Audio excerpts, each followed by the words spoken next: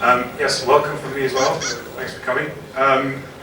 Yes, this is a very exciting time for us. The McLaren P1 is a car that in a lot of ways we say is a car that's been 50 years in the making. It has racing genes in it that go as back as Bruce McLaren's first winning race car.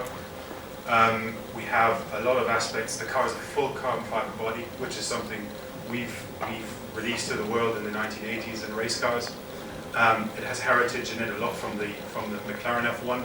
The press is calling this the McLaren F1 successor.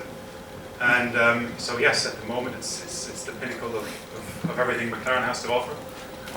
It even includes racing technology of the current race cars, which I'll explain to you in a little while. But for now, I'd just like to present to you the McLaren P1.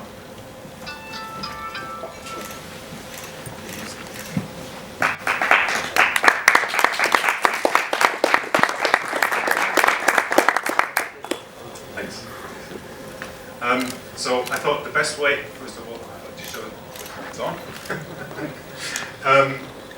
What I'd like to do is talk you through the specification of this car a little bit, because what you see is, yes, very beautiful, but everything is there for function. McLaren follows the theme, form follows function. Our designer for this car, Frank Stephenson, goes even further because he actually says form equals function. So if something is designed in a way that it works well, it automatically is beautiful. And I think we've proven that with this car right here. So we've changed the styling theme of this car. So normally what you do is you have a designer spend around 6 months on a car designing a beautiful shape that you then give to the aerodynamicists and the engineer. And normally what they do is they cross out all the fun bits on the car to make it road legal. And that's what you end up with at the end. We thought we'd do it differently in this stage. And we actually let the car develop itself in the wind tunnel in its most efficient aerodynamic form and grow through that process. We then afterwards took it to the styling studio and added aspects from the McLaren 12C, from the McLaren F1, and also the Formula 1 racing cars. So the shape you see is actually the most efficient in aerodynamics in terms of airflow, cooling, and also downforce. The car in its race mode generates 600 kilos of downforce, which is approximately 1,300 pounds. Which is similar to a little elephant sitting on the roof of this car. Everything else you see in the front, I'll point out some of the areas, some of the air intakes on this you see on the left and to the right. Those are for radiators that actually sit right underneath the wheels.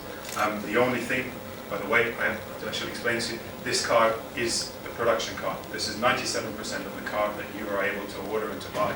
The only thing that we will add is some vents. I'll point it out on this side actually. We'll add some vents to the bumper right here to get some of the warm air from the radiators coming out on the side. In the front, we've got an air induction here for a radiator that sits here.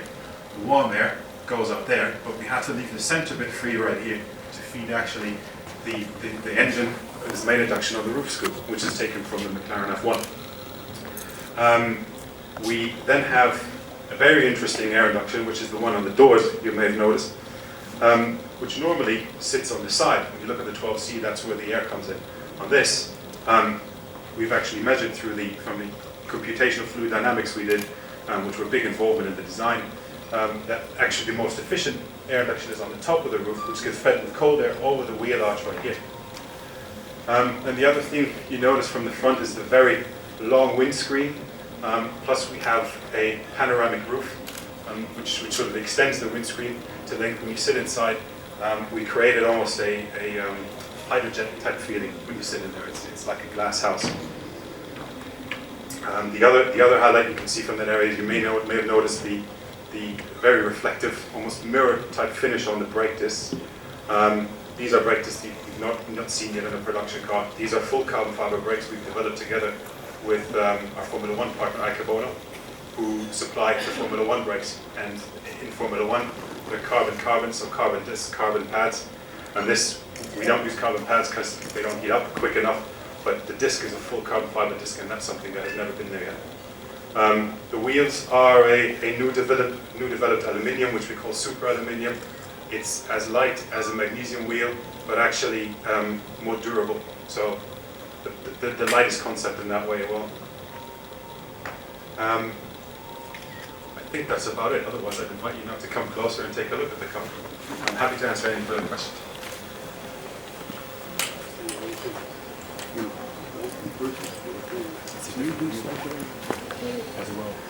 Step up and take pictures. Put my stuff on my new spider. I don't remember. Like the word declared. Seal. Okay, on the fancies there. And the wheels. The fancy wheels.